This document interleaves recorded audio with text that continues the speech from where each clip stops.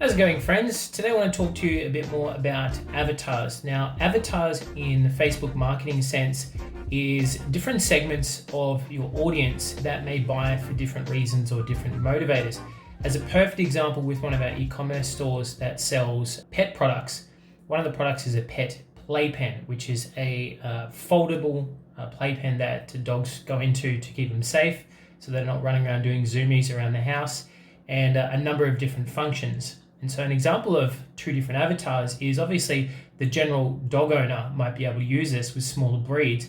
But one of the things that we noticed was when we tested this playpen with people who like to go camping and go caravanning, is that's now a different avatar that has different motivators and reasons to buy as opposed to the general public.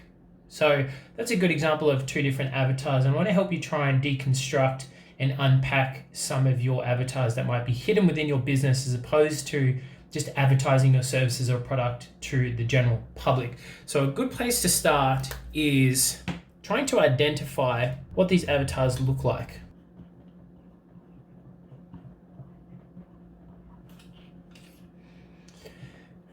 And when identifying why these different avatars may buy for you for different reasons, try and segment them. They're commonly referred to as target audiences as well.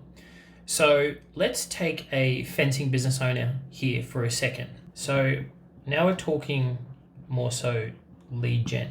And this is just fresh in my mind because we're running a lead gen campaign for fencing businesses at the moment. Obviously, every homeowner can see value in having a fence, whether it be a colorbond fence or even a gate, for a number of different reasons. Now, it's those reasons that you want to try and identify for your business. So with a fencing business, it could be simply to secure their premises. So if they're on a corner block where they have quite a bit of exposure to foot traffic, then securing their premises just seems like a pretty valid idea to get a fence, right? It may also be to secure their pets. So maybe they just got a dog, maybe they just bought a cat, maybe they brought, a pig. But at the end of the day, a fence helps them secure their pets in a somewhat more aesthetically pleasing way than possibly what they could do themselves. And so, that may be one of those reasons why they seek to get a fence as well. And then, of course, you've just got the aesthetic appeal of a fence. So that may be someone aesthetic. I definitely didn't spell that right, but let's just say that I did, and now I've made a mistake. But we've got the aesthetic appeal. So someone may be wanting to renovate, maybe someone looking to sell their property. And so they're looking for little small investments to make to their property or improvements to make to their property to increase the value of their property. That's another avatar. The aesthetic appeal, just coming back really quick, might be someone wanting to renovate simply because the same reason why someone would want to renovate and update to a more modern style of kitchen or laundry or bathroom, maybe the same reason they want to get a fence or a gate. Okay, so straight off the bat, without too much thinking, we've identified 4 different avatars that we could potentially market to on Facebook. And so the next part of this equation is now, what marketing messages do we deliver to them? Okay. Now, this is where you get quite granular with your Facebook advertising, because if you think about the last Facebook ad that you saw, maybe it was even mine, who knows? Essentially what you want to try and do is identify the reasons why these avatars would want to reach out to you in the first place, identifying their unique desires toward your service or product and portraying that in your ads. So very seamlessly, essentially what you would do is you would try and identify, well, okay, if we want to try and advertise to homeowners who have pets, then maybe we select those interests in the Facebook campaign and deliver them an ad that literally says, homeowners in this suburb with pets. We've got a special running for fences and gates in your area. Click the button below to get a quote.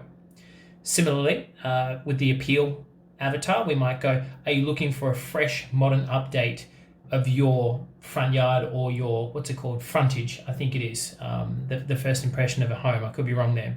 But you would deliver them an ad that is congruent to that particular style of avatar. Now, you could go quite general and broad with your targeting with that, and essentially only the people who are interested in, updating their fence or the aesthetic appeal side of things are going to inquire off the back of that. So you kind of let the ad do the targeting for you, if that makes sense. And then people who want to sell their property, maybe you would target people who have been to realestate.com.au or have been to any property websites in that case. I know every country has their kind of version of where people go buy, sell, and rent their homes, whether privately or through an agent. So you would target those, and at the end of the day, you would deliver them again a marketing message that is congruent to them. It's like, are you looking to increase the value of your property in a very cost-effective way by just updating the fence and having that first impression a lot better? So to come full circle here, your marketing messages simply need to be congruent to the avatar.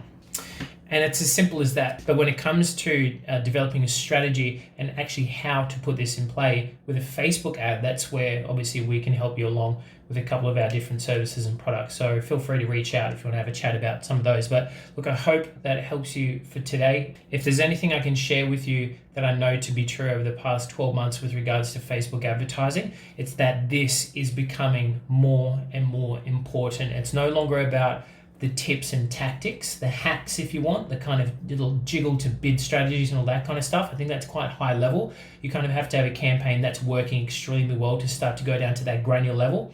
It's, coming back to avatars, identifying, I guess, your target audiences and all of that kind of jazz to be able to put a message that is more relevant to them, and then it just makes sense for them to reach out to you and ask for your services or products, okay? Hope that helps. Let me know if that was useful in the comments below, and I'll talk to you soon. See you later.